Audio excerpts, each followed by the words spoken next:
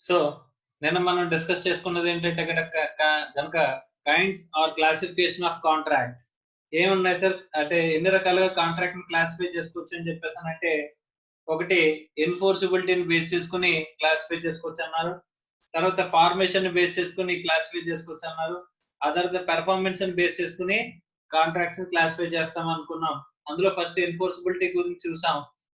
Valid contract, enforceable అంటే valid contract అన్నాం. Not enforceable అంటే వాయిడ్ కాంట్రాక్ట్ అనుకున్నాం. తర్వాత వాయిడబుల్ అంటే the aggrieved party has an option అనుకున్నాం. ఏంటి ఆప్షన్? ఏదైనా వ్యాలిడ్ చేయొచ్చు లేదా వాయిడ్ చేయొచ్చు అనుకున్నాం. తర్వాత అన్ఎన్ఫోర్సిబుల్ కాంట్రాక్ట్ అని చెప్పేసి అనుకున్నాం. Due to some technical defect వల్ల అది ఎన్ఫోర్స్ అవ్వదు అని చెప్పేసి అనుకున్నాం. అలాంటి దాన్ని అన్ఎన్ఫోర్సిబుల్ కాంట్రాక్ట్ అని చెప్పేసి మనం మాట్లాడుకున్నాం. తర్వాత next formation of A contract. So contract ని ఫార్మేషన్ బేస్ చేసుకుని కాంట్రాక్ట్స్ ఎలా డివైడ్ చేయొచ్చు అంటే కనుక ఎక్స్ప్రెస్ కాంట్రాక్ట్స్. ఎక్స్ప్రెస్ కాంట్రాక్ట్ అంటే ఏదో ఓరల్ గా కానీ రిటర్న్ గా కానీ అనుకున్నాం. ఇంప్లాయిడ్ కాంట్రాక్ట్, ఇంప్లాయిడ్ అంటే ఏదో act or conduct of the parties వల్ల ఫామ్ అయ్యే కాంట్రాక్ట్ ని ఇంప్లాయిడ్ కాంట్రాక్ట్ అనుకున్నాం. అలాగే క్వాజీ కాంట్రాక్ట్ గురించి చెప్పుకున్నాం, దానికి ఒక ఎగ్జాంపుల్ కూడా చెప్పుకున్నాం. It is A not a contract, it is A obligation created by law అని అనుకున్నాం. సో కాబట్టి క్వాజీ కాంట్రాక్చువల్ ఆబ్లిగేషన్ అని చెప్పేసి చెప్పుకున్నాం. తర్వాత టాసిట్ కాంట్రాక్ట్ అని చెప్పేసి అనుకుని it is part of employed contract అని చెప్పేసి అని చెప్పారండి. Okay right. సో ఇంకా మనకి మిగిలింది ఏంటంటే కనుక బేస్డ్ ఆన్ ది పెర్ఫార్మెన్స్ ని బేస్ చేసుకుని క్లాసిఫికేషన్ అనేది మనం చూడాలంటే. Okay right.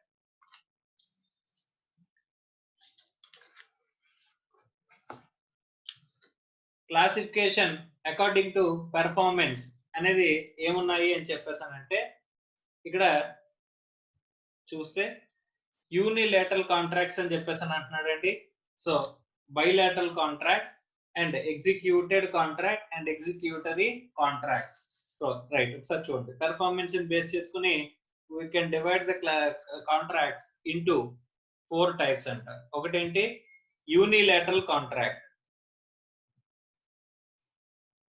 Unilateral contract. రెండేంటి బైలేటరల్ కాంట్రాక్ట్. థర్డ్ వన్ ఏంటి executed contract. Fourth one executory contract. Okay right. So unilateral, bilateral, executed, executory అని చెప్పేసి 4 రకాలుగా క్లాసిఫై చేసుకోవచ్చంట based on the performance. Performance ని బేస్ చేసుకుని క్లాసిఫికేషన్ ఎలా ఉందండి? యూనిలేటరల్, బైలేటరల్, ఎగ్జిక్యూటెడ్, ఎగ్జిక్యూటరీ అని చెప్పేసి చెప్తున్నారండి. సో ఇక్కడ ఫస్ట్ మనం యూనిలేటరల్ గురించి మాట్లాడుకుందామండి. యూనిలేటర్ అంటే ఏంటి? పెర్ఫార్మెన్స్. పెర్ఫార్మెన్స్ అండి. పెర్ఫార్మెన్స్ లో ఫస్ట్ యూనిలేటరల్ కాంట్రాక్ట్.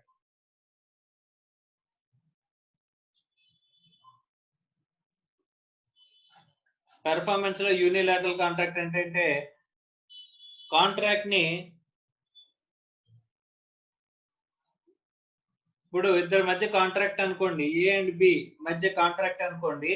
ఇక్కడ ఏ అనేవాడు పెర్ఫార్మ్ చేస్తాడు, ఇంకా బి అనేవాడు ఇంకా పెర్ఫార్మ్ చేయలేదు అని చెప్పేసి అనుకుంటే ఇక్కడ ఏంటంటే అండి only one party needs to perform the contract అనుకుంటే కనుక ఈ one party is under obligation to perform the respective obligation or performance అనుకుంటే కనుక ఇంకో పార్టీ పెర్ఫార్మ్ చేసేసాడు కాబట్టి వీడు ఒక్కడే పెర్ఫార్మ్ చేయాలి కాబట్టి దీన్ని ఏమంటారంటండి? Unilateral contract అంటారంటండి. ఏమంటారు? యూనిలేటరల్ కాంట్రాక్ట్ అని చెప్పేసి అంటారంట. యూనిలేటరల్ కాంట్రాక్ట్ అంటే only one party is under obligation to perform the respective promises అనుకుంటే కనుక అప్పుడు దాన్ని యూనిలేటరల్ కాంట్రాక్ట్ అంటారంట. Right sir.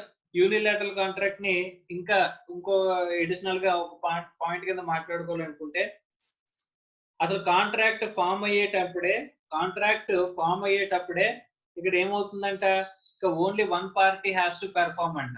కాంట్రాక్ట్ ఫామ్ అయ్యేటప్పుడే only one party has to perform అంట.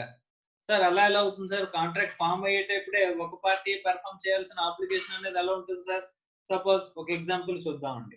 ఓకే, ఏ అనేవాడు బి అనేవాడు దగ్గర ఏం చేశాడంటే ఏ అనేవాడు యొక్క పర్స్ పోయిందంటండి, పర్స్ లాస్ట్ అంట, పర్స్ పోయిందంట. పోతే బి అనేవాడు దొరికిందంట. Okay, finder. బి ఎవరండి? Finder, finder of the purse. వీడు ఏని కనిపెట్టి ఈ పర్స్ అనేది తీసుకెళ్లి ఇచ్చాడంట. ఈ పర్స్ అనేది తీసుకెళ్లి ఇచ్చాడంట. ఈ ఫైండ్ చేసిన పర్స్ అనేది తీసుకెళ్లి ఇచ్చాడంట. అప్పుడు ఏ సంతోషంతో ఏం చేశాడంట, బికి, నీకు నువ్వు నా పర్స్ నాకు తీసుకొచ్చి ఇచ్చినందుకు I will give you 10,000 rupees, 10,000 రూపాయలు నేను నీకు ఇస్తాను అని చెప్పేసి చెప్పాడంట. ఇక్కడ బి దేని గురించి 10,000 ఇస్తున్నాడండి? ఇక్కడ వీడు చేసిన సర్వీస్ అంటే పర్స్ ఏదైతే పోయిందో ఆ పోయిన పర్స్ తీసుకెళ్లి ఇచ్చినందుకు ఇక్కడ ఏం చేశాడండి, ఏ ప్రామిస్ చేశాడంట టు పే 10,000. ఈ పర్స్ తెచ్చినందుకు 10,000 పే చేస్తానని చెప్పేసి ఏదైతే చెప్పాడో ఇక్కడ ఆల్రెడీ అది అగ్రిమెంట్ లో ఫామ్ అయ్యే టైంకి ఇక్కడ బి అనేవాడు ఏం చేశాడంటండి, బి అనేవాడు ఏం చేశాడు, పర్స్ ఆల్రెడీ తీసుకొచ్చేసాడు కాబట్టి వీడు చేయాల్సిన యాక్టివిటీ ఆల్రెడీ జరిగిపోయింది. ఓకే, సో ఇంకా ఏం జరగాలి, ఏ అనేవాడు 10,000 ఇవ్వడమే మిగిలింది. ఆల్రెడీ బి అనేవాడు తన పెర్ఫార్మెన్స్ చేసేసాడు కాబట్టి ఇక్కడ ఏ అనేవాడు 10,000 ఇంకా ఇవ్వలేదు కాబట్టి 10,000 అనేది పే చేయాల్సిన అక్కడ ఆబ్లిగేషన్ ఒకటి మాత్రమే చేయాల్సిన ఆబ్లిగేషన్ అనేది ఉంది అనుకుంటే కనుక దీన్ని కూడా ఏమంటారంటే అండి, యూనిలాటరల్ కాంట్రాక్ట్ అని అంటారు. యూనిలాటరల్ కాంట్రాక్ట్ అంటే ఏంటండి, only one party has to perform the respective promises. అంటే కాంట్రాక్ట్ లో ఒకే పార్టీ ఉన్నాడు, వాడు మాత్రమే పెర్ఫార్మ్ చేయాలి ప్రామిసెస్ ని అనుకుంటే కనుక అలాంటి కాంట్రాక్ట్ ని ఏమంటారంటే అండి, యూనిలాటరల్ కాంట్రాక్ట్. అది కూడా బేస్డ్ ఆన్ పెర్ఫార్మెన్స్ లో one party needs to perform the respective promises అనుకుంటే కనుక దాన్ని యూనిలాటరల్ కాంట్రాక్ట్ అని చెప్పేసి అంటారండి. రైట్ సార్, మరి బైలాటరల్ కాంట్రాక్ట్ అంటే, సో యూనిలాటరల్ అంటే ఒకడు అన్నాడు, బైలాటరల్ అంటే ఏమన్నారు, బోత్ ద పార్టీస్. ఇప్పుడు కాంట్రాక్ట్ లో ఇద్దరు పార్టీస్ ఉంటే కనుక both the parties have to perform their respective promises అనుకుంటే కనుక దాన్ని ఏమంటారంటే బైలాటరల్ కాంట్రాక్ట్ అని చెప్పేసి అంటారంట. అంటే both the parties has to perform their respective promises. Example చూడండి, ఏ అనేవాడు బి అనేవాడికి కార్ సేల్ చేస్తాను అన్నాడు అంటే 50,000 కి అనుకుంటే కనుక ఏ అనేవాడు కార్ ఇవ్వలేదంట, బి అనేవాడు ఇంకా 50,000 ఇవ్వలేదంట. ఏ హ్యాస్ టు పెర్ఫార్మ్, ఏ అనేవాడు తన పెర్ఫార్మెన్స్ చేయాలి, కార్ అనేది ఇవ్వాలి, ఇంకా ఇవ్వాల. బి అనేవాడు ఏం చేయాలి, 50,000 పే చేయాలి, ఇంకా పే చేయాల.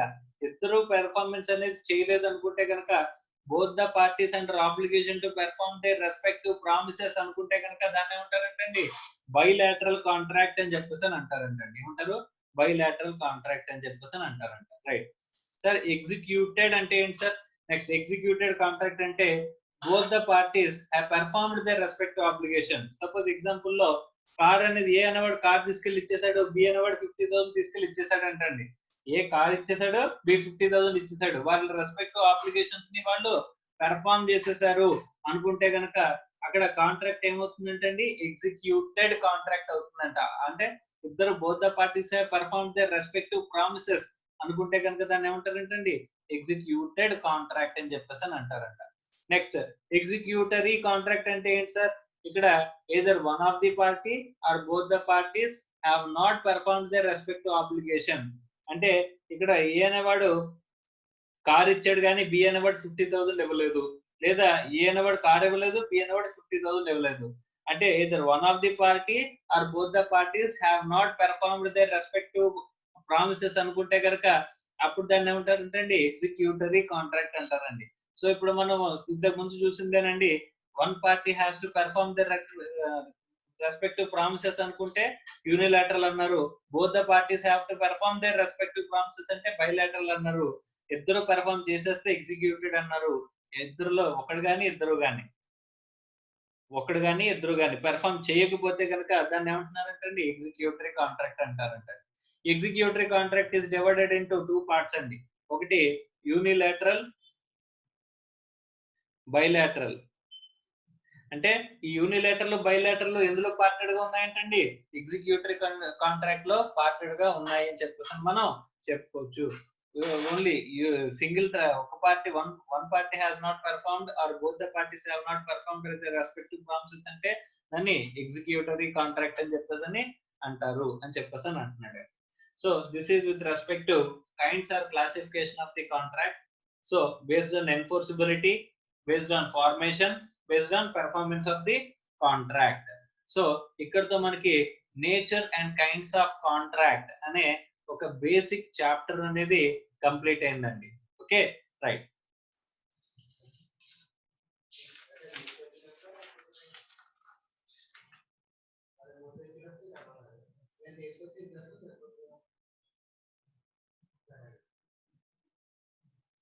Next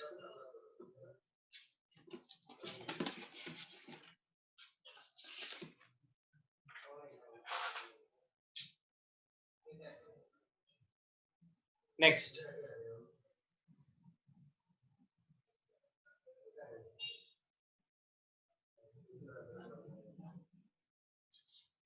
so we are starting the new concept, that is part of the మనం సిలబస్ ని డివైడ్ చేసుకున్న దాంట్లో first of all we are starting with formation of a contract. So formation of a contract start చేస్తున్నామమ్మా. ఈ formation of a contract లో రెండు parts ఉన్నాయి. ఒకటి జనరల్ ఫార్మేషన్, రెండు special formation. General formation, special formation అనే రెండు ఆస్పెక్ట్స్ ఉన్నాయనుకున్నాం. అందులో let us start with general formation of a contract. So ఈ జనరల్ ఫార్మేషన్ లో ఏమున్నాయి అని చెప్పేసి అంటే కనుక, జనరల్ ఫార్మేషన్ జనరల్ గా ఒక కాంట్రాక్ట్ ఫార్మ్ చేయాలంటే ఏమేం కావాలంటే కనుక, first we require offer and acceptance. Offer and acceptance ఒకటి, రెండు కన్సిడరేషన్. ఈ రెండు ఉంటే కనుక, ఆఫర్, యాక్సెప్టెన్స్, కన్సిడరేషన్ ఉంటే కనుక అగ్రిమెంట్ వచ్చేస్తుందండి. అగ్రిమెంట్ తర్వాత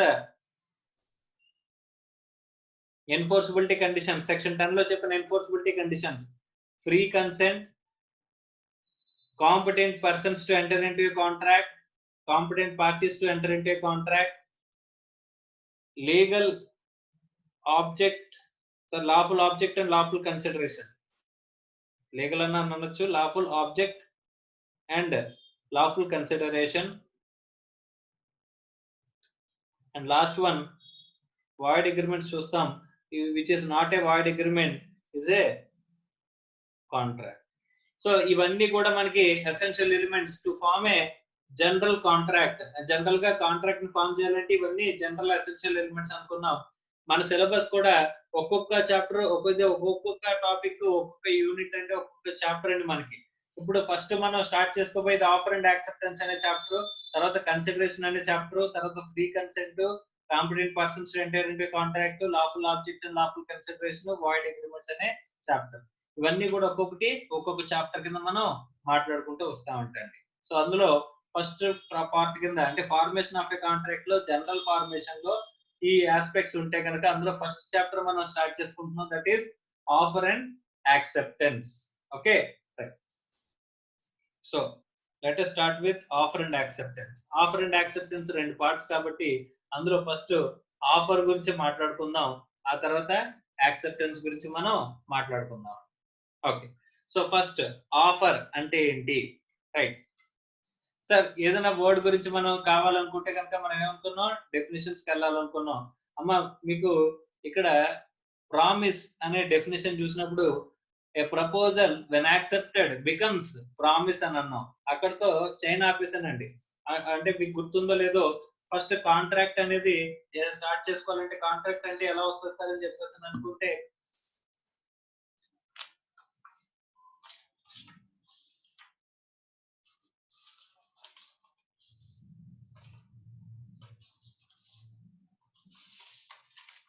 కాంట్రాక్ట్ అనే డెఫినేషన్ స్టార్ట్ చేసుకుందాం అని చెప్పేసి అనుకుంటే, సెక్షన్ 2 క్లాస్ హెచ్ డిఫైన్ చేసింది అనుకున్నాం కాంట్రాక్ట్ ని. అది ఎన్ agreement enforceable by law is a contract అన్నాం. అక్కడ అగ్రిమెంట్, ఎన్ఫోర్సబిలిటీ రెండు తెలుసుకుంటే మన కాంట్రాక్ట్ అంటే తెలుస్తుంది అనుకున్నాం. అగ్రిమెంట్ తెలుసుకోవాలనుకున్నాం, అగ్రిమెంట్ ని డిఫైన్ చేసుకుంటే ఏ promise in every set of promises farming consideration for each other is N agreement అన్నారు. అక్కడ మనం ప్రామిస్, కన్సిడరేషన్ అనే రెండు పాయింట్స్ గురించి మనం నేర్చుకుందాం అని చెప్పేసి అనుకున్నాం. తర్వాత ప్రామిస్ అని స్టార్ట్ చేసాం. సో ప్రామిస్ అంటే a proposal when accepted becomes a promise అన్నారు. ఏ ప్రపోజల్ అంటే ఆఫర్, యాక్సెప్టెడ్ అంటే యాక్సెప్టెన్స్, రెండు కలిపితే ప్రామిస్ అన్నారు. మరి వాట్ ఈస్ ప్రపోజల్? అంటే అప్పుడు మనం ఆపేసామండి, ఇక్కడతో చైన్ ఆపేసామండి. అంటే కాంట్రాక్ట్ అంటే అగ్రిమెంట్ తెలియాలి, అగ్రిమెంట్ అంటే ప్రామిస్ కన్సిడరేషన్ తెలియాలి, ప్రామిస్ అంటే ప్రపోజల్ యాక్సెప్టెన్స్ తెలియాలి అని చెప్పేసి ఇక్కడతో ఆపేసామండి. ఒక ఎగ్జాంపుల్ చూసుకుని ఆపేసాం. కానీ ఇక్కడ what is proposal, what is offer అని చెప్పేసానండి. ప్రపోజల్ ఆర్ ఆఫర్ అంటే ఏంటి అనేది ఇవాళ మనం డిస్కస్ చేసుకుంటున్నాం అంటండి. So that is the definition of offer అనేది మనం చూడాలి ఇక్కడ. వాట్ ఈస్ ఆఫర్, ఆఫర్ అంటే ఏంటి అనేది. సో ఇక్కడ మళ్ళీ మనం ఏం చేయాలి, డెఫినేషన్స్ లోకి వెళ్ళాలి. డెఫినేషన్స్ లో అంటే ఏ డెఫినేషన్ మనం చూడాలి అంటే కనుక ఇక్కడ జనరల్ డెఫినేషన్, స్పెసిఫిక్ డెఫినేషన్ అంటే స్పెసిఫిక్ డెఫినేషన్ ఏమీ చెప్పలేదు కాబట్టి మనకి ఎక్కడికి వెళ్ళాలంటే జనరల్ డెఫినేషన్ కి వెళ్ళాలి. జనరల్ డెఫినేషన్స్ అన్ని ఎక్కడ ఉంటాయండి, సెక్షన్ 2 లో ఉంటాయి. ఏదైనా యాక్ట్ లో మనకి డెఫినేషన్స్ అన్ని కూడా, జనరల్ డెఫినేషన్స్ అన్ని కూడా ఎక్కడ ఉంటాయండి, సెక్షన్ 2 లో ఉంటాయి. సో ఫస్ట్ మన ఇంటర్ప్రిటేషన్ ఆఫ్ లా గురించి మనం మాట్లాడుకుందాం. ఏంటంటే గనక, సో ఫస్ట్ మనం ఇక్కడ కూడా స్పెసిఫిక్ డెఫినేషన్ అప్లై చేయాలి. స్పెసిఫిక్ డెఫినేషన్ లేకపోతే, ఆ పర్టికులర్ వర్డ్ కి స్పెసిఫిక్ డెఫినేషన్ లేకపోతే మనం ఏం చేయాలంటే అండి, జనరల్ డెఫినేషన్ కి వెళ్ళాలి అని చెప్పేసి మనం మాట్లాడుకున్నాం. ఆ జనరల్ డెఫినేషన్ గురించి మనం ఇప్పుడు మాట్లాడుకుంటున్నాం. ఆఫర్ అంటే ఏంటి అని చెప్పేసి. ఓకే, సెక్షన్ 2 క్లాజ్ ఏ ఇక్కడ చూడమ్మా. A offer is a proposal by one party to another to enter into a legally binding agreement with him. The term offer or proposal defined in section 2A, 2 clause A అండి of the Indian Contract Act as under section 2 clause A లో define చేశారంట. Offer ని ఏమని define చేశారో ఒకసారి చూడండి అమ్మా. When one person, చూడండి, when one person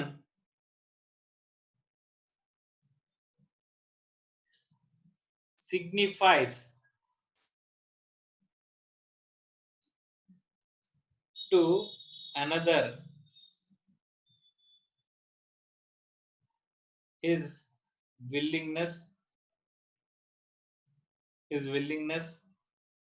to do, or abstain from doing anything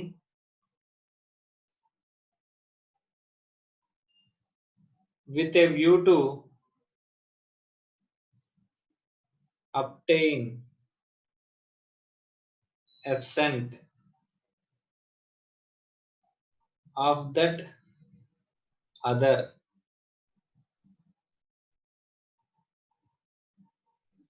such act or abstentions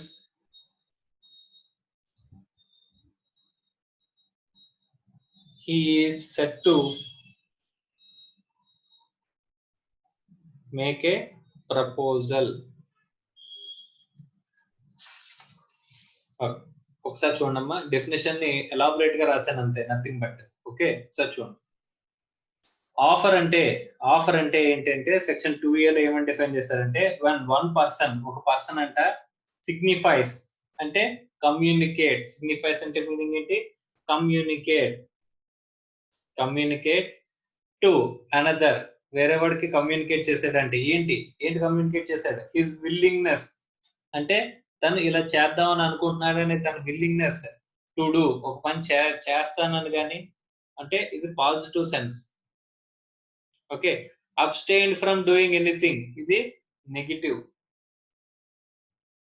okay, so ఇక్కడ వన్ పర్సన్ అంటే సిగ్నిఫైస్ అంటే communicate to another his willingness to do అంటే positive sense, or abstain from doing anything negative sense, with a view to obtain assent, దేనికోసం చేస్తున్నాడంట, దేనికోసం చెప్తున్నాడంట, అవతల వాడి దగ్గర నుంచి, అసెంట్ అంటే యాక్సెప్టెన్స్ అంటండి, యాక్సెప్టెన్స్ ఆఫ్ దట్ అదర్, దేన్ని అబ్టైన్ చేయడానికంటే అవతల వాడి యాక్సెప్టెన్స్ ని అబ్టైన్ చేయడానికి, సచ్ యాక్ట్, ఆడు ఏదైతే పని చేశాడో అది కానీ, abstinence he's said to make a proposal అని చెప్పేసి అని అంటున్నాడు అంటే.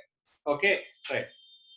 ఇక్కడ మెయిన్ ఇంపార్టెంట్ పాయింట్స్ ఒకసారి మనం గమనించుకుంది ఈ డెఫినేషన్ లో, ఆ తర్వాత దీని ఎసెన్షియల్స్ ఆస్పెక్ట్స్ అనేవి మనం డీటెయిల్ గా డిస్కస్ చేద్దాం. when one person signifies to another. Signifies అంటే ఏం చేయాలంటండి? కమ్యూనికేట్ చేయాలంట టు another his willingness. అంటే ఏ వాడి ఏం చేద్దాం అనుకుంటున్నాడు అనేది విల్లింగ్నెస్. ఆ చేసేది ఎలా ఉండొచ్చంట? ఏదర్ పాజిటివ్, ఒక పని చేస్తాను అని గాని, లేదా అబ్స్టైన్ ఫ్రమ్ డూయింగ్ ఎనీథింగ్, ఒక పని చెయ్యను అని గాని అక్కడ అవతల పర్సన్ చెప్తున్నాడంట. దేనికోసం? విత్ ఏ వ్యూ టు అవతల వాడి దగ్గర నుంచి యాక్సెప్టెన్స్ పొందాలనే ఉద్దేశంలో చేసిన యాక్ట్ గాని, అబ్స్టెన్సెన్స్ గాని ఆడు ఏం చేస్తున్నట్టంట? ఈ said to make a proposal. వాడు ప్రపోజల్ ఇస్తున్నట్టు అని చెప్పేసి అని అంటున్నాడు. సో ఇక్కడ డెఫినేషన్ లో ఎసెన్షియల్ ఎలిమెంట్స్ చూస్తే కనుక ఆఫర్ అనేది ఒక పర్సన్ నుంచి ఇంకో పర్సన్ కి ఏమవ్వాలంటండి? కమ్యూనికేట్ అవ్వాలి. కమ్యూనికేట్ అవ్వకపోతే ఆఫర్ అవ్వదా సార్? అవ్వదంట. ఎందుకంటే ఖచ్చితంగా డెఫినేషన్ లో ఏం చెప్పాడండి? వన్ పర్సన్ సిగ్నిఫైస్ అని అన్నాడంటే ఖచ్చితంగా కమ్యూనికేట్ అవ్వాలి. ఎవరికి? అనదర్, వేరే పర్సన్ కి కమ్యూనికేట్ అవ్వాలి. అంటే ఎవరికైతే మనం ఆఫర్ ఇస్తున్నామో వాడికి కమ్యూనికేట్ అవ్వాలంటండి. ఓకే, ఎవరి దగ్గర నుంచి అయితే మనం యాక్సెప్టెన్స్ ఆశిస్తున్నామో వాడికి ఏం జరగాలంటండి? కమ్యూనికేట్ అనేది జరగాలంట. ఆఫర్ అనేది ఎలా ఉండొచ్చు సార్? ఏదో పాజిటివ్ గా ఒక పని చేస్తానని ఉండొచ్చు, లేదా ఒక పని చెయ్యనని ఉండొచ్చు. మనం ఏ వ్యూతో ఇవ్వాలండి? అవతల వాడు యాక్సెప్టెన్స్ ఇవ్వాలనే ఉద్దేశంతో మనం ఈ ఆఫర్ అనేది ఇవ్వాలంటండి. మనం ఇచ్చే యాక్ట్ గానీ, అబ్స్టెన్సెన్స్ గానీ ఈ said to make a proposal. వాడు ఏమిటంట? వాడు ఈ said to make a proposal అని చెప్పేసి అంటాడంట. వాడు ఏం చేస్తున్నట్టంట? ఆఫర్ ఇస్తున్నట్టు అని చెప్పేసి అని చెప్తున్నాడు. రైట్. సో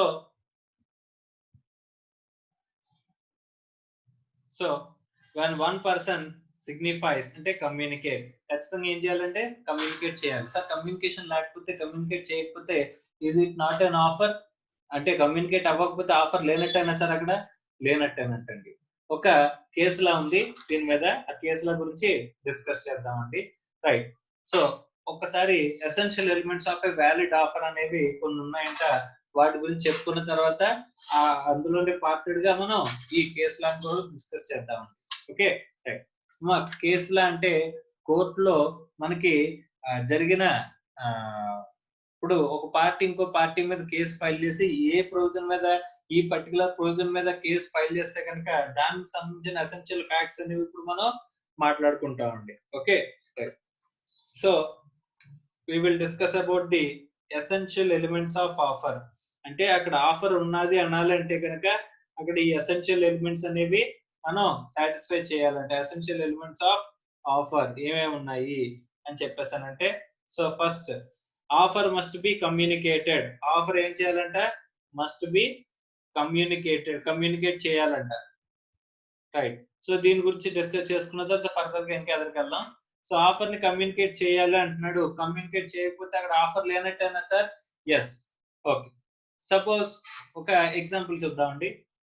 ఇది కేసులోని ఫ్యాక్ట్ అండి. కేసులలోని ఫ్యాక్ట్. ఏ అనేవాడు ఒకడు ఉన్నాడు, బి అనేవాడు ఒకడు ఉన్నాడండి. ఓకే, ఏ అనేవాడు ఎవడంటే ఇక్కడ ఒక రిచ్ పర్సన్.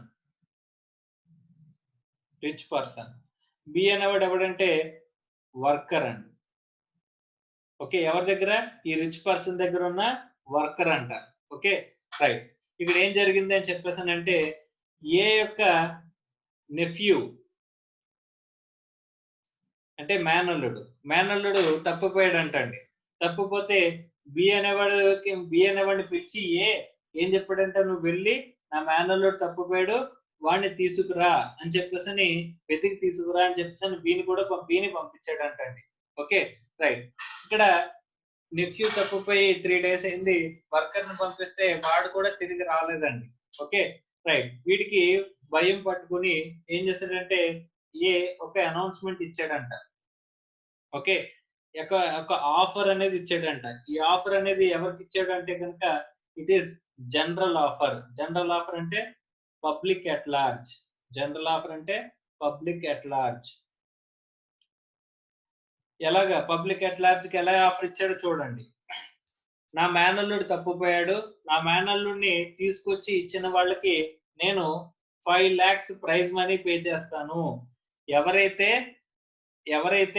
నా మేనల్లుడిని తీసుకొచ్చి, నా మేనల్లుడి వివరాలు ఇవి, నా మేనల్లుడిని తీసుకొచ్చి ఇస్తారో వాళ్ళకి నేను 5 laక్స్ అనేది పే చేస్తాను అని చెప్పేసి ఏం చేశాడంటండి, ఆఫర్ అనేది ఇచ్చాడంట. ఆఫర్ అనేది ఎలాంటి ఆఫర్ ఇచ్చాడండి, ఒక స్పెసిఫిక్ పర్సన్ కి ఇవ్వాల, జనరల్ ఆఫర్ ఇచ్చాడు. అంటే పబ్లిక్ ఎట్ లార్జ్ కి ఇచ్చాడు. ఎంత అమౌంట్ పే చేస్తానని ఇచ్చాడు, 5 లాక్స్ పే చేస్తానని ఇచ్చాడంటండి. Okay, right. ఈ ఆఫర్ ఇచ్చిన తర్వాత ఒక 2 డేస్ కి బి అనేవాడు, అంటే వర్కర్ ఇంతకు ముందు పంపించాడు కదండి వాడిని, వాడి నెఫ్యూని కనిపెట్టి వాడి ఇంటికి తీసుకొచ్చాడంట. ఏ దగ్గరికి తీసుకొచ్చాడంట, ఏ దగ్గరికి తీసుకొచ్చి బాబుని చెప్పేసిన తర్వాత వీడు బయటికి వెళ్ళిపోతే వీడితో పాటు వర్క్ చేసే కో వర్కర్స్ ఏం చేశారంటే 5 లాక్స్ అమౌంట్ తీసుకున్నావా అని చెప్పేసి అని అడిగారంటండి. అదేంటిది 5 లాక్స్ ఏంటి అని చెప్పేసి అని అంటే గనక ఇక్కడ అప్పుడు ఈ ఆఫర్ గురించి బికి ఎక్స్ప్లెయిన్ చేశారంట. పాపం బికి ఈ ఆఫర్ ఉన్నట్టు తెలియదంట. ఈ ఆఫర్ ఉన్నట్టు తెలియదంట. అప్పుడు బి నార్మల్ గా వాళ్ళ ఓనర్ తీసుకురమ్మన్నాడు కదా అని చెప్పేసి వెతికి తీసుకొచ్చేసాడంట బాబుని. కానీ ఈ 5 లాక్స్ ఆఫర్ ఉన్నదన్న విషయం తెలియదంట.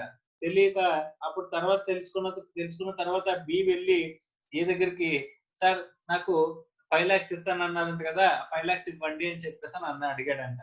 సో అప్పుడు ఈ రిచ్ పర్సన్ ఏమన్నాడంటే నేను పే చేయను అని చెప్పేసి అని అన్నాడంట. బి అనేవాడికి ఏ అనేవాడు ఏం చెప్పాడంట, నేను నీకు రూపాయి కూడా పే చేయను అని చెప్పేసి అని అన్నాడంట. అప్పుడు బి కోర్టుకి వెళ్ళాడంటండి. కోర్టుకి ఎవరి మీద వెళ్ళాడండి, ఏ మీద కోర్టుకి వెళ్ళాడంటండి.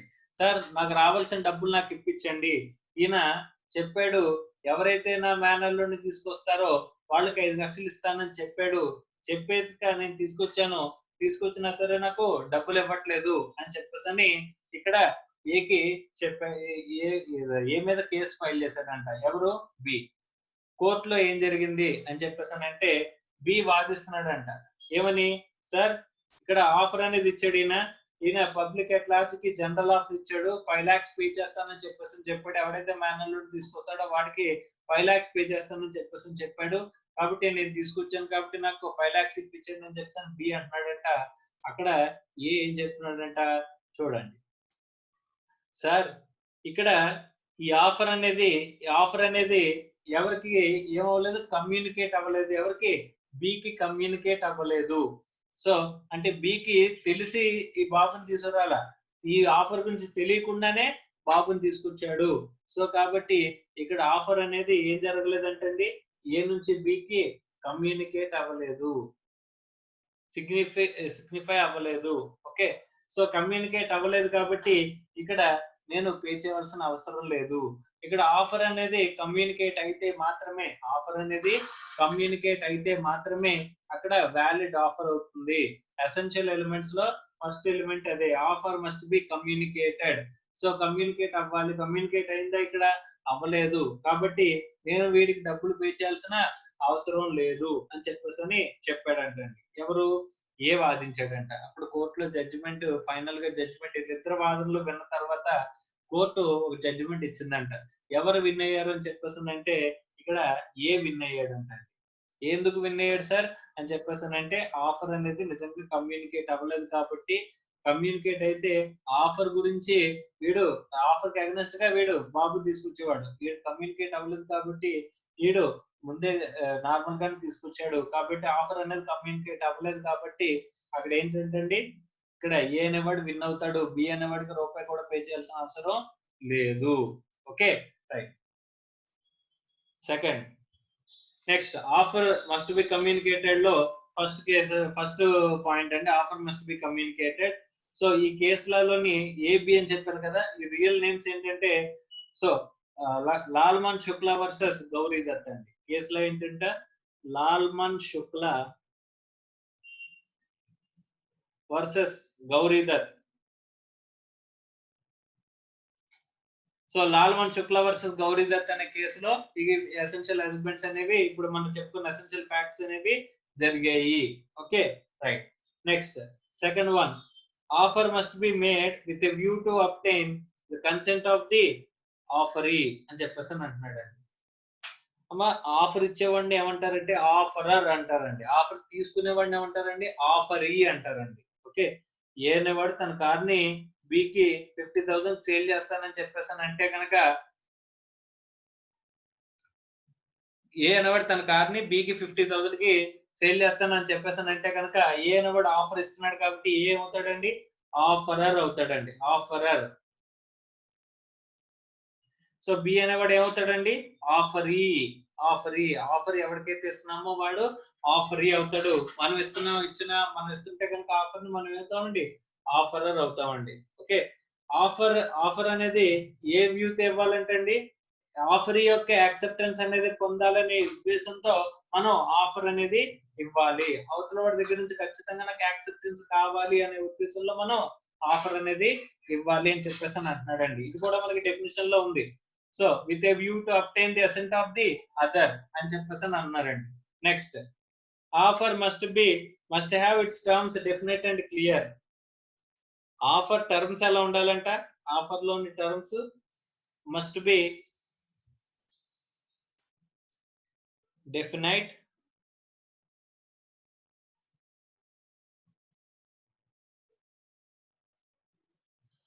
ఆఫర్ లోని టర్మ్స్ ఎలా ఉండాలంట, డెఫినెట్ గానీ క్లియర్ గానీ ఉండాలంట.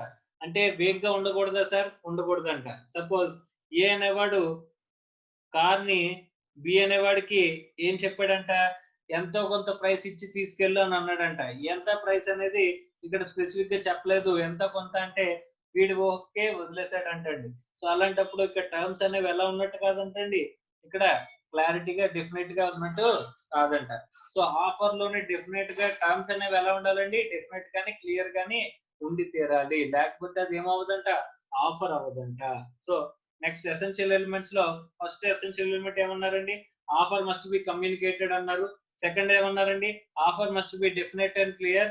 అండ్ థర్డ్ వన్ ఏమన్నారంటే ఆఫర్ అనేది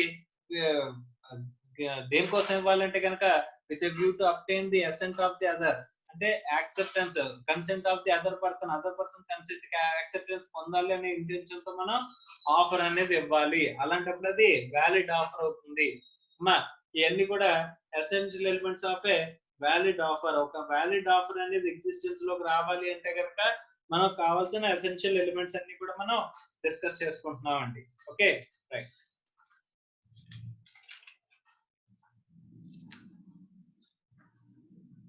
నెక్స్ట్, ఆఫర్ ఎలా ఉండాలి అంటే కనుక offer must B capable of creating legal relationship. మనం కాంట్రాక్ట్ లో ఎసెన్షియల్ ఎలిమెంట్స్ మాట్లాడుకున్నప్పుడు లీగల్ ఆబ్లిగేషన్ అని చెప్పేసి మనం మాట్లాడుకున్నాం. సోషల్ ఆబ్లిగేషన్, పర్సనల్ ఆబ్లిగేషన్ గా ఉండకూడదు. ఎలా ఉండాలండి, సోషల్ ఆబ్లిగేషన్ క్రియేట్ చేయాలి, అప్పుడు మాత్రమే అది కాంట్రాక్ట్ అవుతుంది అని చెప్పేసి అనుకున్నాం. సో ఇక్కడ మనం ఇచ్చే ఆఫరే ఎలాంటి రిలేషన్షిప్ ని క్రియేట్ చేసేలా ఉండాలంటే అండి, లీగల్ రిలేషన్షిప్ ని క్రియేట్ చేసేలాగా ఉండాలి అని చెప్పేసి అని చెప్తున్నారండి. Next, offer must express the final willingness of the offerer. అంటే ఆఫరర్ లో ఎప్పుడు కూడా ఎలాంటివి ఉండాలంటే అండి, వాటి ఫైనల్ విల్లింగ్నెస్ ఏదైతే ఉంటుందో అది రిప్రజెంట్ అయ్యేలాగా మన ఆఫర్ అనేది ఉండాలి అని చెప్పేసి అని అంటున్నాడండి. ఓకే, ఫైనల్ గా ఇప్పుడు మనకి ఒక కూరగాయల బేరాల్లాగా కాకుండా, సో ఫైనల్ గా ఎంతకైతే మనం ట్రాన్సాక్షన్ చేస్తామో ఆ ఫైనల్ టర్మ్స్ ని మన ఆఫర్ లో ఇప్పుడు కూడా చెప్పాలి అని చెప్పేసి అని చెప్తున్నాడండి. సో ఆ ఫైనల్ టర్మ్స్ ఎప్పుడు కూడా మనకి అక్కడ final willingness of the offerer అనేది వాడు చెప్పాలి. ఫైనల్ గా ఇంతకైతే నేను ట్రాన్సాక్షన్ చేస్తానని చెప్పేసి ఏదైతే చెప్తామో అదే ఆఫర్ అవుతుంది అని చెప్పేసి అంటున్నాడండి. Okay, next, important points regarding offer. Offer గురించి కొన్ని ఇంపార్టెంట్ పాయింట్స్ ఉన్నాయంట, వాటి గురించి డిస్కస్ చేసుకుందాం. First, offer may be made to a world at large. Offer అనేది రెండు రకాలుగా ఇవ్వచ్చండి. స్పెసిఫిక్ ఆఫర్ లేదా general offer. Okay, specific offer అంటే టు ఎ పర్టికులర్ పర్సన్ కానీ లేదా పర్టికులర్ గ్రూప్ ఆఫ్ పర్సన్స్ కానీ, particular group of persons. Sir particular person కంటే ఇప్పుడు ఏ అనేవాడు బికి వాడి విల్లింగ్నెస్ ని తెలియచేస్తున్నాడంట, అంటే అది ఏమవుతుందండి, స్పెసిఫిక్ ఆఫర్ అవుతుంది, అందులో పర్టికులర్ పర్సన్ కి అవుతుందండి. అలా కాకుండా ఇప్పుడు ఎవరైతే క్లాస్ కి లాగిన్ అయి ఉన్నారో ఆ క్లాస్ కి లాగిన్ అయిన 20 మెంబర్స్ అని చెప్పేసి వాళ్ళకి నేను ఆఫర్ ఇస్తున్నాను. అంటే సపోజ్ నా సెల్ ఫోన్ లో ఒక 20,000 సేల్ చేసేస్తానని చెప్పేసి నేను ఒక ఆఫర్ అనేది ఇస్తున్నట్లయితే అది యాక్సెప్టెన్స్ ఎవరివ్వచ్చు అని చెప్పేసి చెప్తున్నానంటండి. ఈ ఆన్లైన్ లాగిన్ లో ఉన్న ఎవరైనా సరే ఈ 20 మెంబర్స్ లో ఎవరైనా సరే ఏం చేయొచ్చు, మీ ఈ సెల్ ఫోన్ కొనుక్కోవచ్చు అని చెప్పేసి చెప్పానంటండి. అలా చెప్తే గనక పర్టికులర్ గ్రూప్ ఆఫ్ పర్సన్స్ ని నేను మాట్లాడినట్టు. అలాంటి పర్టికులర్ గ్రూప్ ఆఫ్ పర్సన్స్ కూడా ఎందులోకి వస్తారంటండి, స్పెసిఫిక్ ఆఫర్ లోకే వస్తారంటండి. ఓకే, అలా కాకుండా నేను జనరల్ ఆఫర్ ఇవ్వచ్చు అంటండి. జనరల్ ఆఫర్ అంటే public at large. Public at large నేను ఏమివ్వచ్చు అంటండి, ఇక్కడ పబ్లిక్ అట్ లార్జ్ కి నేను ఆఫర్ అనేది ఇవ్వచ్చండి. దీనికి కూడా ఒక కేసు లా ఉందంటండి. ఆ కేసు లా మనం డిస్కస్ చేసుకుందాం. కేసు లాలోని ఫ్యాక్ట్స్ అనేవి నేను మీకు చెప్తానండి. Okay, right.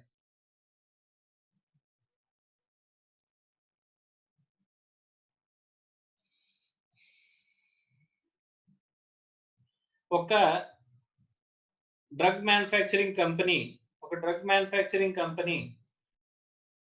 ఏం చేసిందంటే, ఒక డ్రగ్ మ్యానుఫ్యాక్చరింగ్ కంపెనీ అండి, వాళ్ళు ఏం చేశారంటే ఒక ఆఫర్ ఇచ్చారంట. అదేంటిది, జనరల్ ఆఫర్ ఇచ్చారంట. ఆ జనరల్ ఆఫర్ ఎలాగా అని చెప్పేసానంటే, ఎవరైనా సరే మేము కొత్తగా కనిపెట్టిన ఫార్ములా ప్రకారం మెడిసిన్ కనిపెట్టాము. మీకు సపోజ్ కొన్ని ఈ జబ్బు లక్షణాలు కనుక మీ దగ్గర ఉన్నట్లయితే మీరు మేము తయారు చేసిన మెడిసిన్ ని మేము ప్రిస్క్రైబ్ చేసిన మెథడ్స్ లో మేము ప్రిస్క్రైబ్ చేసిన ప్రిస్క్రిప్షన్ తో మీరు ఏం చేయొచ్చు, మెడిసిన్ వాడండి.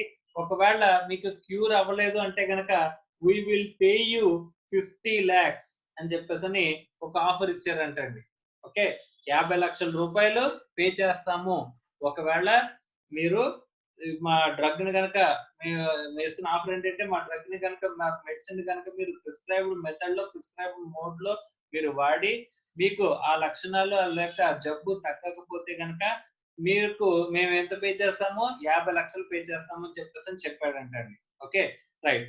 అప్పుడు ఒక పర్సన్ ఏం చేశాడంటే, ఈ విషయం చూసిన ఒక పర్సన్, ఇది ఇచ్చిన ఆఫర్ ని చూసిన ఒక పర్సన్ వాడు ఏం చేశాడంట, వాడు మెడిసిన్ కొని, వాడికి అలాంటి లక్షణాలు ఉండడంతో ఆ మెడిసిన్ కొని ఆ ప్రిస్క్రైబ్డ్ మోడ్ ఆర్ మెథడ్ ఏదైతే ఉంటుందో ఆ ప్రిస్క్రైబ్డ్ మెథడ్ ద్వారా మెడిసిన్ ని ఏం చేశాడంట, వాడాడంటండి.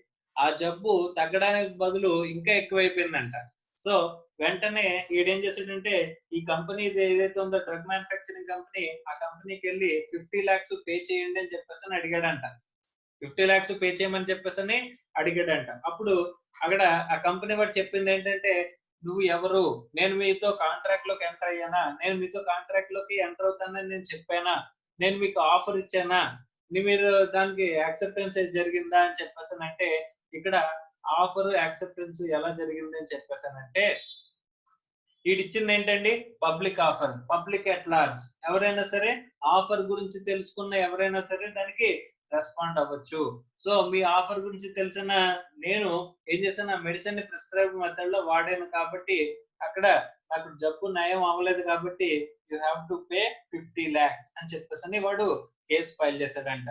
సో జడ్జిమెంట్ ఏమొచ్చిందంట, yes he has to pay, the company has to pay. ఎందుకంటే ఇక్కడ ఆఫర్ అనేది కమ్యూనికేట్ అయింది. ఆఫర్ అనేది ఇక్కడ ఉందా సార్ అని చెప్పేసానంటే, ఆఫర్ అనేది ఎవరికి ఇచ్చాడండి, పబ్లిక్ అట్ లార్జ్ కి ఇచ్చాడు. కాబట్టి ఎవరైనా సరే యాక్సెప్ట్ చేయొచ్చు అని చెప్పేసి అన్నాడు. కాబట్టి ఇక్కడ ఆ పర్సన్ ఎవడైతే యాక్సెప్ట్ చేశాడో వాడు ఈ పర్టికులర్ మెడిసిన్ అనేది వాడు ప్రిస్క్రైబ్డ్ మోడ్ లో వాడినా సరే తగ్గకపోయినందువల్ల కంపెనీ వాడు ఎంత పే చేయాలంటండి, 50 lakhs పే చేయాలి. వీడిచ్చిన ఆఫర్ ఎలాగండి, general offer, public at large కి ఇచ్చిన ఆఫర్. ఇక్కడ కేసుల పేరు వచ్చేసరికి Carlill versus Carbolic Smoke Ball Company case అండి. Carlill versus Carbolic Smoke Ball Company case. ఈ కేసులోని ఫ్యాక్ట్స్ ఏంటంటే, జనరల్ ఆఫర్ అనేది వ్యాలిడ్ ఆఫర్ అని చెప్పేసి చెప్పడమే ఇక్కడ మెయిన్ ఇంపార్టెంట్ ఆస్పెక్ట్ అండి. ఓకే, పబ్లిక్ అట్ లార్జ్ ఇచ్చినప్పుడు ఈ ఆఫర్ అనేది ఏమవుతుంది, వ్యాలిడ్ అవుతుంది అని చెప్పేసి చెప్పారంట. Okay, right. ఇది రూల్స్ లో ఇంపార్టెంట్ పాయింట్స్ రిగార్డింగ్ ఆఫర్ లో ఫస్ట్ పాయింట్ ఏంటంటే offer may be made to the world at large కి ఇవ్వచ్చు అంటే జనరల్ ఆఫర్ అనేది వ్యాలిడ్. జనరల్ ఆఫర్ వ్యాలిడ్ అనడానికి ఒక కేసుల పేరు ఏంటంటే Carlill versus Carbolic Smoke Ball Company case. Okay, next offer may be positive or negative అని చెప్పేసి అని అంటున్నారండి. నెక్స్ట్ ఏంటంటే ఆఫర్ అనేది ఎలా ఉండొచ్చు, ఒక పని చెయ్యండి అని కానీ లేదా ఒక పని చెయ్యొద్దు అని కానీ ఉండొచ్చు అంట. Offer may be positive or negative. Sir positive అంటే ఒక పని చేయమని చెప్పేసి అని, ఏ అనేవాడు బి అనేవాడికి తన కార్ ని 50,000 కి సేల్ చేస్తానని చెప్పేసి అంటే ఒక పని చేయమని చెప్పేసి అని మన కాంట్రాక్ట్ లోకి ఎంటర్ అవుతున్నట్టు. అదే నెగిటివ్ అంటే ఒక పని చేయొద్దని చెప్పేసి. సో ఏ అనేవాడు బి అనేవాడు చెప్తున్నాడు, నువ్వు పర్టికులర్ ప్లేస్ కి కనుక ఈ 10-20 డేస్ నువ్వు వెళ్లకుండా ఉన్నట్లయితే అప్పుడు నేను నీకు 10,000 పే చేస్తాను అని చెప్పేసి అని అన్నాడు. అంటే ఒక పని చేయమని కాంట్రాక్ట్ లోకి ఎంటర్ అవుతున్నాడా, చెయ్యొద్దని కాంట్రాక్ట్ లోకి ఎంటర్ అవుతున్నాడు అండి. ఒక పని చెయ్యొద్దు అని చెప్పేసి కాంట్రాక్ట్ లోకి ఎంటర్ అవుతున్నాడు. సో కాబట్టి ఇదేమవుతుందంటే అండి నెగిటివ్ ఆఫర్, ఇదేమవుతుందంటే అండి పాజిటివ్ ఆఫర్. ఇది పాజిటివ్ ఉండొచ్చా నెగిటివ్ ఉండొచ్చా, రెండు ఉండొచ్చండి. పాజిటివ్ ఉండొచ్చు లేదా నెగిటివ్ గా కన్నా ఉండొచ్చు అంట ఆఫర్ అనేది. Okay, next offer may be express or implied. Okay, offer అనేది ఎలా ఉండొచ్చు అని చెప్పేసి అంటే నెక్స్ట్ ఆఫర్ అనేది ఏదర్ ఎక్స్ప్రెస్ గా ఉండొచ్చు అంట. సార్ ఎక్స్ప్రెస్ అంటే నిన్న మాట్లాడుకున్నామండి, by word of mouth or written. By word of mouth or written, by word of mouth గా ఉండొచ్చు లేదా రిటర్న్ గా ఉండొచ్చు. లేదా ఆఫర్ అనేది ఇంప్లైడ్ గా కూడా ఉండొచ్చు అంట. ఇంప్లైడ్ అంటే act or conduct of the parties.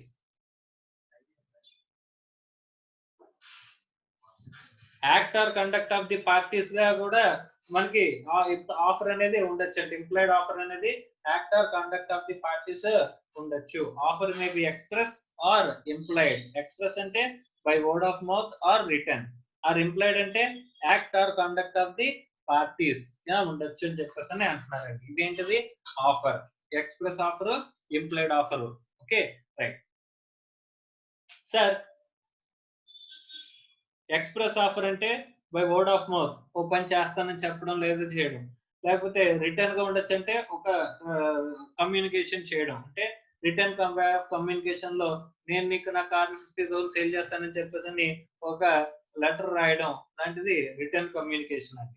మరి actor conduct of the parties అంటే ఏంటి సార్, ఒక బై వర్చ్యూ ఆఫ్ ఒక యాక్ట్ చేయడం ద్వారా, ఒక కాండక్ట్ ఆఫ్ ది పార్టీస్ ద్వారా మనకి ఏం తెలుస్తుందంట, అక్కడ ఇంప్లైడ్ ఆఫర్ అనేది వెళ్తుంది అని చెప్పేసి అని అంటున్నాడండి. ఇంప్లైడ్ ఆఫర్ అనేది ఉండొచ్చంట.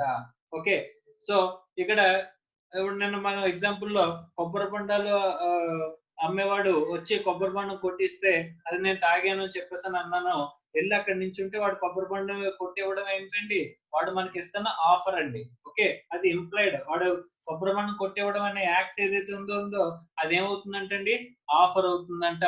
అదే దాన్ని మనం తీసుకుని కన్జ్యూమ్ చేసామంటే దాన్ని ఏం చేస్తున్నట్టంట, యాక్సెప్టెన్స్ అనేది ఇచ్చినట్టంట. సో ఆఫర్ అనేది ఎలా ఉండొచ్చు, ఏదో ఎక్స్ప్రెస్ గా ఉండొచ్చు లేదా ఇంప్లైడ్ గా ఉండొచ్చు అని చెప్పేసి అని చెప్తున్నారండి. Okay, right.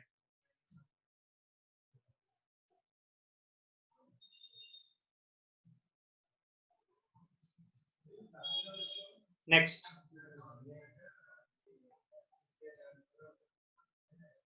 So offer may be express or implied. Next cross offers do not result in contract. Next ఏమంటున్నాడంటే క్రాస్ ఆఫర్ గురించి మాట్లాడుతున్నాడండి.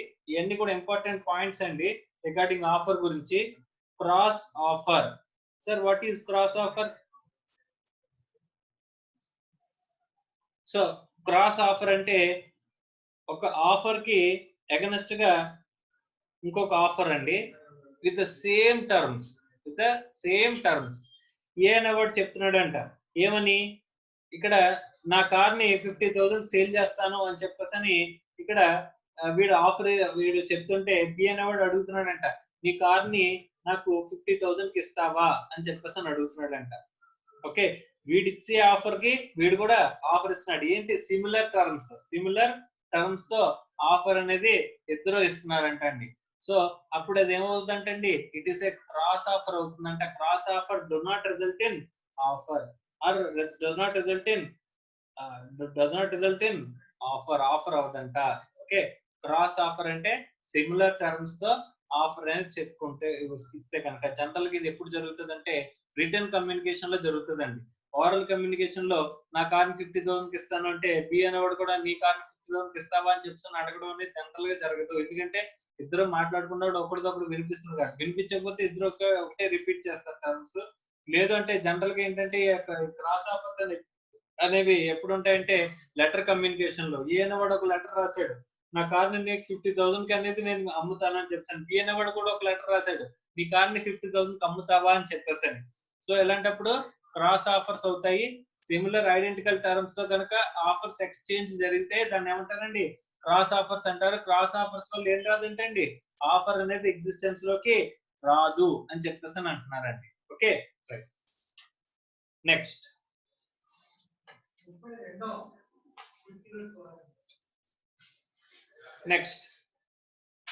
an invitation to receive offer is not an offer అని చెప్పేసి అంటున్నాడండి. Next invitation to offer.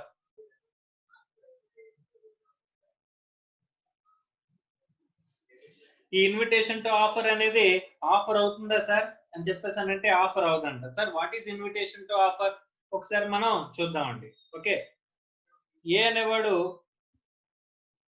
కి hotel ఉందంటండి. ఏ అనేవాడికి ఒక hotel ఉందంట.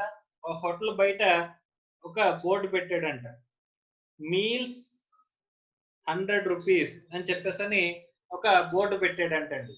B అనేవాడు అటువైపు వెళ్తూ ఆ బోర్డు చూసి ఆ హోటల్ లోపలికి వెళ్ళి మీల్స్ ఆర్డర్ చేశాడంట. ఓకే, ఇక్కడ బి అనేవాడు మీల్స్ తీసుకొచ్చి పెట్టాడంట. ఇక్కడ జరిగిన ట్రాన్సాక్షన్ లో ఈ బోర్డు పెట్టడం అనేది is it an offer or invitation to offer అని చెప్పేసి అంటే ఈ బోర్డు అనేది ఏంటంటే అండి, it is simply invitation to offer.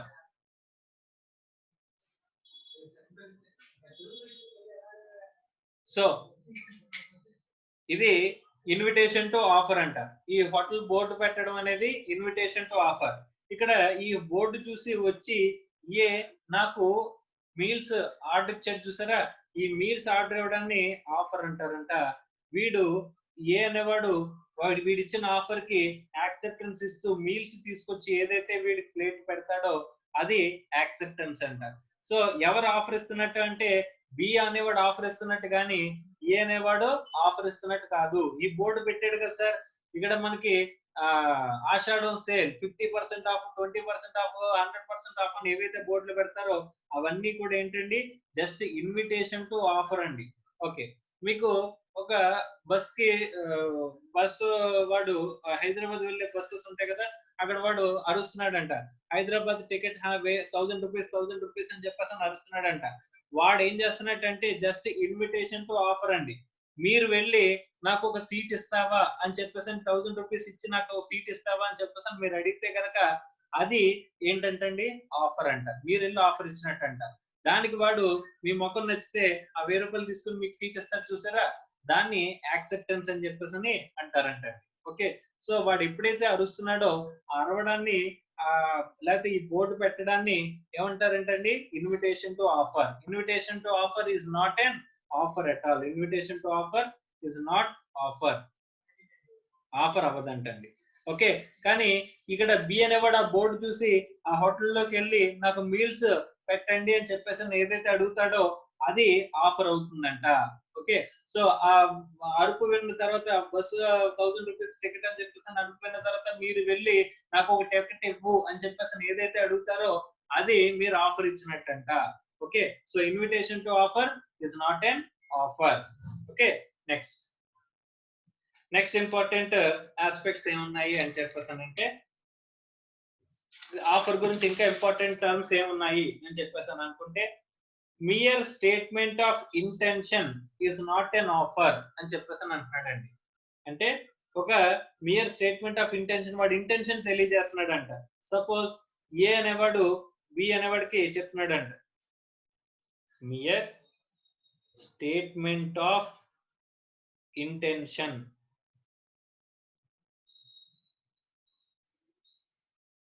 Is not offer, offer కాదు అని చెప్పేసి అని అంటున్నాడండి. ఇక్కడ ఏ మంచి బ్రాండెడ్ షర్ట్ వేసుకొని వచ్చాడంట. ఆ బ్రాండెడ్ షర్ట్ వేసుకొచ్చి ఏం చెప్పాడంట, నా బ్రాండెడ్ షర్ట్ ఇది, బ్రాండెడ్ షర్ట్ ఇది, బ్రాండెడ్ షర్ట్ 10,000 రూపీస్ అని చెప్పేసి చెప్పాడంట. 10,000 రూపాయలు ఈ బ్రాండెడ్ షర్ట్ అని చెప్పేసి అని స్టేట్మెంట్ ఇచ్చాడంట. అప్పుడు బి వెంటనే ఏం చేశాడంట, తను 10,000 తీసి ఏ చేతిలో పెట్టి ఏం అన్నాడు, షర్ట్ ఇప్పించే అని అన్నాడంట. So is it first of all A చెప్పిన స్టేట్మెంట్ అనేది ఏంటి, ఇది బ్రాండెడ్ షర్ట్, ఇది 10,000 రూపీస్ అని ఏదైతే చెప్తాడో, ఏదైతే మనకి చెప్పాడో, it is not an offer, it is mere statement. So ఈ స్టేట్మెంట్ మాత్రమే ఇచ్చాడు, అంతేగాని 10,000 ఉన్న షర్ట్ నీకు అమ్ముతానని చెప్పేసి నేను చెప్పాడా, చెప్పలేదండి. Mere statement of intention is not an offer, offer ఇచ్చినట్టుగా కాదు అని చెప్పేసి అని అంటున్నాడండి. అప్పుడు బి ఇచ్చిన యాక్సెప్టెన్స్, బి 10,000 ఇచ్చి షర్ట్ ఇప్పించేమండం అనేది యాక్సెప్టెన్స్ అవుతుందా? అసలు ఆఫరే లేనప్పుడు యాక్సెప్టెన్స్ అనేది దానికి యాడ్ అయితే అగ్రిమెంట్ అనేది ఎగ్జిస్టెన్స్ లోకి రాదు. ఓకే, సో ఖచ్చితంగా ఆఫర్ యాక్సెప్టెన్స్ రెండు ఉంటేనే మనకి అక్కడ బిజినెస్ ట్రాన్సాక్షన్ అయితే కనుక కన్సిడరేషన్ ఖచ్చితంగా ఉంటుంది, కాబట్టి అక్కడ అగ్రిమెంట్ అనేది ఎగ్జిస్టెన్స్ లోకి వస్తుంది అంటండి. రైట్, సో ఇక్కడ mere statement of intention is not an offer, offer అనేది అవ్వదంట. రైట్, నెక్స్ట్ ఇంకేమున్నాయండి, an answer to a question is not an offer. Okay, mere statement of అయింది కదా, తర్వాత an answer to a question,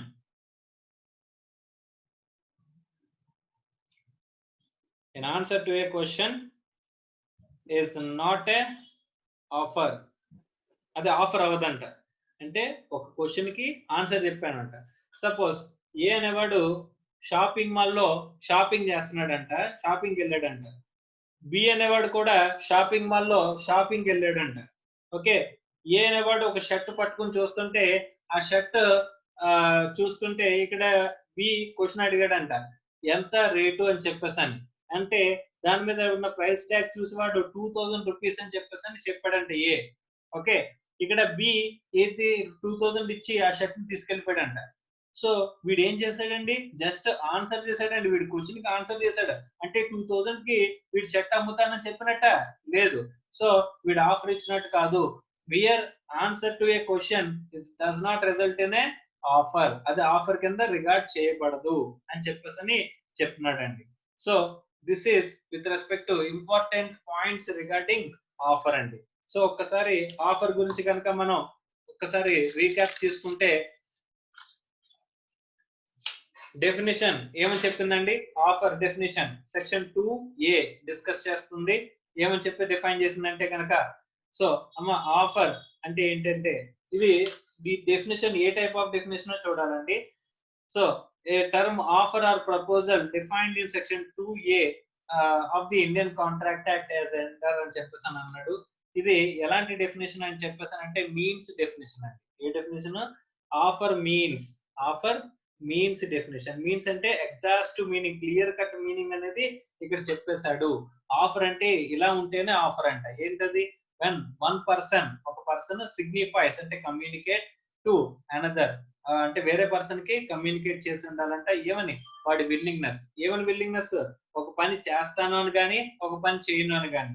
అంటే offer may be positive or offer may be negative with a view to దేంతో obtain assent of that other, అంటే అవతల వాడి acceptance పొందాలని intention తో వాడి విల్లింగ్నెస్ అనేది, ఒక పని చేస్తానని కానీ చేయనని కానీ వాడి విల్లింగ్నెస్ అనేది తెలియజేస్తే, దేనికోసం అవతల వాడి దగ్గర నుంచి కన్సెంట్ ఆర్ యాక్సెప్టెన్స్ పొందాలని ఇంటెన్షన్ తో మనం ఏదైతే చేస్తామో ఆ యాక్ట్ ఆర్ అబ్స్టిన్సెన్స్ ఏవైతే ఉంటుందో దాన్ని ఏమంటారంటే ఈ said to make a proposal, వాడు ప్రపోజల్ అనేది ఇస్తున్నట్టు, ఆఫర్ అనేది ఇస్తున్నట్టు అని చెప్పేసి మనం చెప్పుకున్నామండి. Okay, right. Next essential elements of offer. Offer లో ఎసెన్షియల్ ఎలిమెంట్స్ ఏమున్నాయని చెప్పేసి అంటే మనం మాట్లాడుకున్నామండి. ఏం చెప్పుకున్నాం అంటే కనుక, ఆఫర్ మస్ట్ బి కమ్యూనికేటెడ్ అని చెప్పేసి అన్నారు. ఖచ్చితంగా ఆఫర్ అనేది ఏమై ఉండాలంట, కమ్యూనికేట్ చేయబడి ఉండాలంట. సో అక్కడ ఒక కేసులా చూసాం, లాల్మన్ చిత్ర వర్సెస్ గౌరీ దత్ అనే కేసులా చూసామండి. అందులో ఏం జరిగిందంటే కనుక, ఒక పనోడు, ఒక రిచ్ పర్సన్ ఆ రిచ్ పర్సన్ ఇచ్చిన ఆఫర్ అనేది జనరల్ ఆఫర్ అండి, అంటే పబ్లిక్ ఎట్ లార్జ్ అలాంటి ఆఫర్ ఇవ్వచ్చా? ఇవ్వచ్చు. అలా ఇచ్చిన ఆఫరు పాపం బికి తెలియక ఆ బాబుని తీసుకొచ్చాడు. తెలిసి తెస్తే అప్పుడు డబ్బులు ఇవ్వాలండి. తెలియక తెచ్చాడు కాబట్టి అక్కడ కమ్యూనికేట్ అవ్వలేదు. ఆఫర్ అనేది ఖచ్చితంగా ఏమవ్వాలి? సిగ్నిఫైస్ అంటే కమ్యూనికేట్ అవ్వాలి. కమ్యూనికేట్ అవ్వలేదు కాబట్టి పే చేయాల్సిన అవసరం లేదని చెప్పేసని మనం కంక్లూజన్‌కి వచ్చామండి. Next offer must be made with a view to obtain the assent of the consent of the other offeree అని చెప్పేసని అంటున్నాడండి. అంటే అవతల వ్యక్తి యొక్క యాక్సెప్టెన్స్ పొందాలని ఇంటెన్షన్ తో మనం ఇవ్వాలి అన్నారు. తర్వాత offer must have been the terms definite and clear. So offer terms ఎలా ఉండాలండి? డెఫినెట్ గాని క్లియర్ గానే ఉండాలి అని చెప్పేసి అన్నారండి. ఎక్కడైనా వేగ్ గాని అన్సర్టైన్ గాని ఉండొచ్చా? ఉండకూడదు అని చెప్పేసి చెప్పారండి. Offer must B capable of creating legal relationship. ఖచ్చితంగా ఏం క్రియేట్ చేయాలండి? లీగల్ రిలేషన్షిప్ ని క్రియేట్ చేయాలంట. ఎందుకంటే లీగల్ అప్లికేషన్ క్రియేట్ చేయడం అనేది మనం మాట్లాడుకున్నాం కాబట్టి offer must capable of creating legal relationship. తర్వాత offer must be express the final willingness of the offer. Offerer యొక్క ఫైనల్ విల్లింగ్నెస్, ఫైనల్ గా ఏవైతే టర్మ్స్ ఉంటాయో అవి తెలియజేసేలాగా ఆఫర్ అనేది ఉండాలి అని చెప్పేసి చెప్పారండి. నెక్స్ట్ ఇంపార్టెంట్ పాయింట్స్ చెప్పాడండి. Offer maybe made to the world at large. General offer అయి ఉండొచ్చు, పబ్లిక్ అట్ లార్జ్ మనం ఇవ్వచ్చు. తర్వాత offer maybe positive or negative. Offer అనేది ఎలా ఉండొచ్చు అంటే అండి, పాజిటివ్ గా ఉండొచ్చు, నెగిటివ్ గా ఉండొచ్చు అని చెప్పేసి అన్నారు. ఆ డెఫినేషన్ లోనే మనం చూసాం. Offer may be express or implied by word of mouth ఉండొచ్చు, లేదా రిటర్న్ గా ఉండొచ్చు, లేదా ఇంప్లైడ్ అంటే act or conduct of the parties ద్వారా ఉండొచ్చు. క్రాస్ ఆఫర్ అంటే సిమిలర్ టర్మ్స్ తో ఆఫర్ అనేది ఎక్స్చేంజ్ జరిగింది. ఆఫర్ లో ఉన్న టర్మ్స్ ఎక్స్చేంజ్ జరిగితే కనుక దాన్ని ఏమంటారండి? క్రాస్ ఆఫర్ అంటారు. క్రాస్ ఆఫర్ వల్ల ఆఫర్ అనేది వస్తుందా? ఆఫర్ అనేది ఎగ్జిస్టెన్స్ లోకి రాదు అన్నారు. An invitation to receive offer is not an offer. మనకి హోర్డింగ్స్, బోర్డ్స్ ఏవైతే ఉంటాయో వాటిని అన్నింటినీ కూడా ఇన్విటేషన్ టు ఆఫర్ అంటారు కానీ ఆఫర్ అనరు. సో ఇన్విటేషన్ టు ఆఫర్ అనేది ఆఫర్ కిందకి రాదంట. A mere statement of intention is not an offer. అంటే ఒక స్టేట్మెంట్ కనుక ఇచ్చినట్లయితే అది ఆఫర్ ఇచ్చినట్టు కాదంట. an answer to a question is not also not a offer. అది కూడా ఆఫర్ అవ్వదు అని చెప్పేసి చెప్తున్నాడండి. సో ఇక్కడతో మనకి ఏం కంప్లీట్ అయిందంటే ఆఫర్ కంప్లీట్ అయిందంటండి. నెక్స్ట్ ఆఫర్ అండ్ యాక్సెప్టెన్స్ అనే చాప్టర్ అండి మనకి. ఇది ఆఫర్ కంప్లీట్ అయింది. నెక్స్ట్ పార్ట్ ఏంటి? యాక్సెప్టెన్స్. దీన్ని మనం నెక్స్ట్ క్లాస్ లో డిస్కస్ చేసుకుందాం అండి. Okay right. సో ఏమైనా డౌట్స్ ఉంటే అడగండి అమ్మా. So far nature and kinds of contracts లో గానీ, ఈ ఆఫర్ అండ్ యాక్సెప్టెన్స్ లో గానీ ఏమైనా డౌట్స్ ఉంటే అడగండి.